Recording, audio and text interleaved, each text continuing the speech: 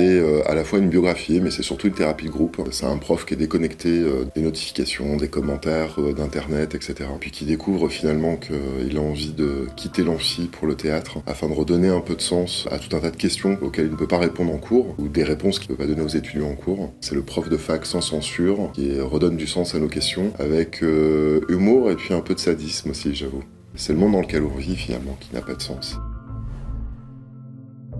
Je m'appelle Yoann Jiquel, je suis prof de fac, enseignant-chercheur en sciences humaines et sociales. J'enseigne les sciences politiques, la sociologie et la philosophie à l'université. Je suis plutôt spécialisé sur les questions de consommation. Là, je quitte l'amphi pour le théâtre. C'est déjà la 2e année, peut-être que je finirai définitivement par quitter l'amphi, on sait jamais.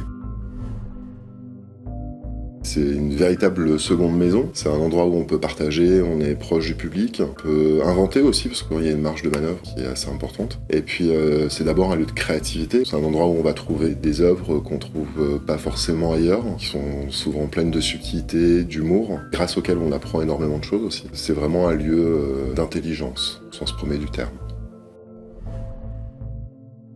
D'abord de diffuser, ça n'a aucun sens, auprès d'un public un peu plus large, pour pouvoir faire découvrir la pièce au-delà du cercle parisien. J'ai aussi d'autres projets d'écriture, dans le domaine du théâtre, dans le domaine de la recherche, dans le domaine de la littérature, puisque j'écris aussi des livres. Et donc là, je travaille sur un livre autour de la pièce, ça n'a aucun sens.